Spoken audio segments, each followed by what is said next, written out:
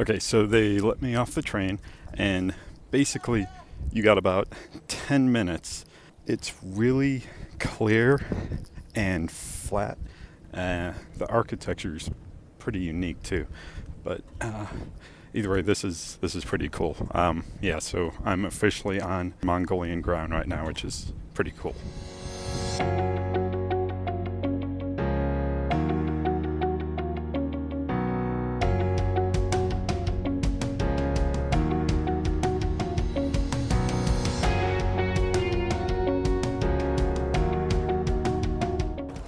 So it is currently 5:41 a.m. and I am at Beijing Railway Station getting ready to get on the train to Mongolia, which is a 31-hour train ride.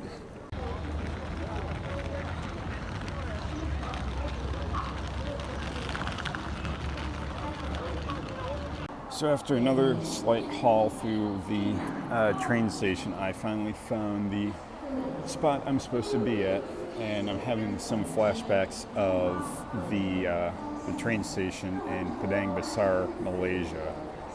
But this one is significantly nicer, though it still also does not have air conditioning, so it feels like it's at least 80 degrees in here Fahrenheit.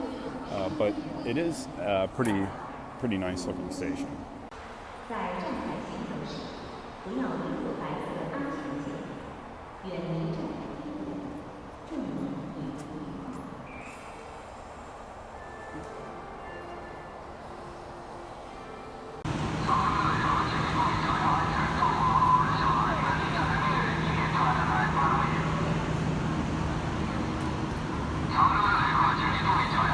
I'm on the train and it's actually a lot nicer than I was expecting. It's actually pretty comfortable.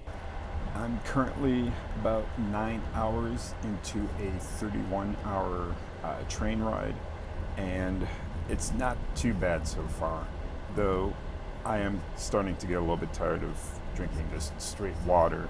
Luckily, I did bring coffee. However, the views are pretty nice right now. Been seeing rolling hills and some mountains in the distance for probably the last 2-3 hours maybe. This is the Inner Mongolia province, I think it is, of China. So it's actually pretty beautiful and clean up here. I have a feeling that this kind of landscape will continue for quite a while. And at the border, we actually have a 4 to 5 hour stop so that they can change wheels on the train, because apparently there's a different size of track in Mongolia, and so we're going to be stopping. I think it's around maybe 9 o'clock tonight, and we leave at like maybe 1 in the morning tomorrow. And they also have these cool little seats here in the aisleway that kind of folds out into a seat, which is what I'm sitting on right now. You can just kind of sit out here and watch the scenery go by.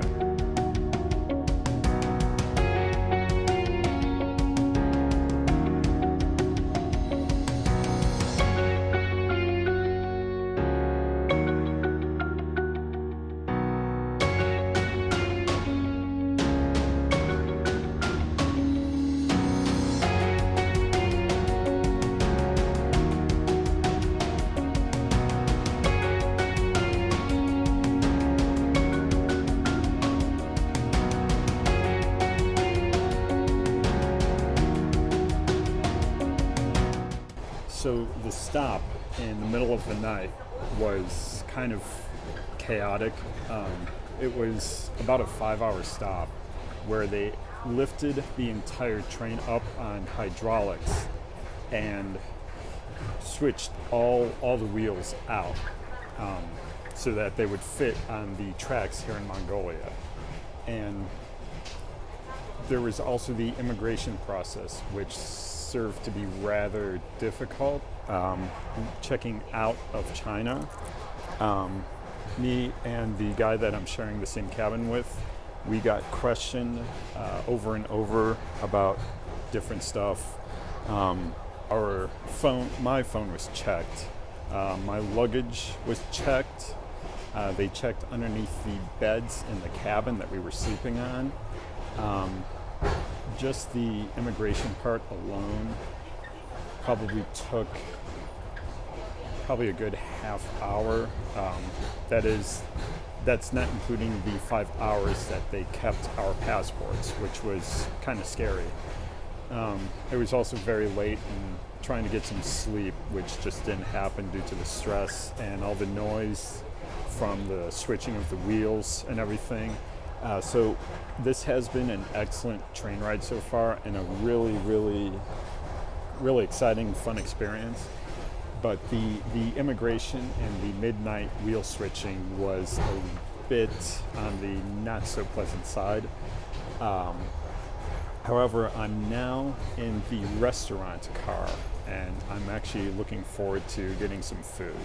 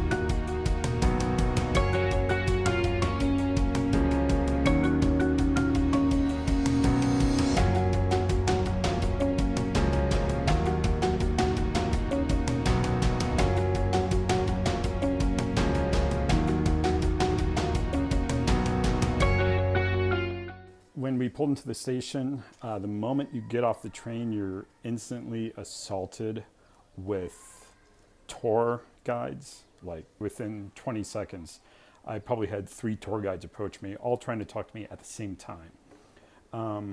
And after you get one brochure from one company, 2, 3, 4 more people will come at you from the same company. And even after you show them that you've already gotten that brochure, they're still continuing to talk to you.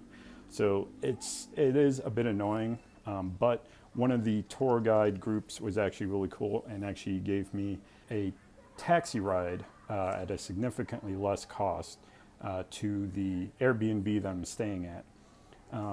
I think usually it's around like $5 US, but they actually ended up bringing me here for only $2, actually less than $2. I think it ended up being like $170 US, so it's pretty good. I found out where the nearest coffee shop is. Of course, that's an immediate must for me. Considering the showers on the train did not work, I actually have not had a shower for probably going on 2 days. So I'm going to end this part of the video now and take a shower. Okay, so this is now day 2, and I ended up hiking up to one of the not so high points in the city. Definitely nowhere near as high as the hills, mountains behind me, but it's a pretty great view from up here. Try and get some shots around me here, and directly behind or in front of where I am right now is a monument. So it's pretty interesting. Inside, it looks like it tells some sort of a story. There's a pretty cool pyramid glass structure thing in the middle here.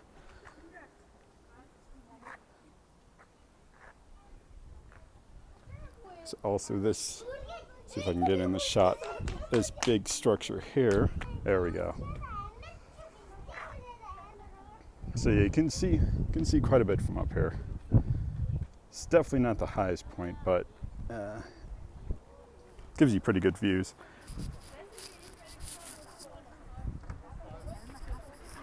Yeah, this guy's pretty big. Hey. Yeah, he's big. It's kind of scary. But you can actually see the Buddha right above the eagle bird's head here. Okay, no, probably stay up here for a little bit longer and then head down. There's actually a chicken and coffee place about halfway down. I took the tougher way to get up here. You can actually go through a building and take an elevator, which brings you about halfway up. I walked the whole thing, so I'm gonna take a moment, relax, and yeah, just enjoy the view.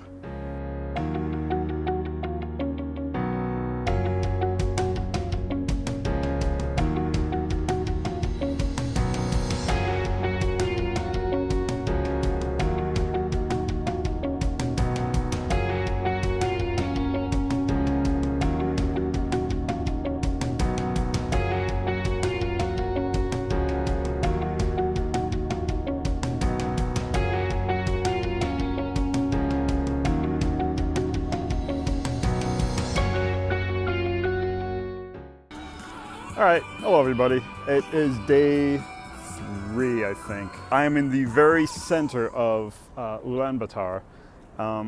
Behind me here is the tallest building in Ulaanbaatar. I gotta keep moving because I keep getting approached by people trying to sell me stuff. So I think that is the statue of Genghis Khan. And there's a bit more of the Genghis Khan statue. And the buildings around here are pretty amazing. And from the looks of it, you can only get so close. They even got 2 military dudes keeping watch. But this place looked big from the pictures that I was looking at, but in person, this really is like 50 times bigger than it looks.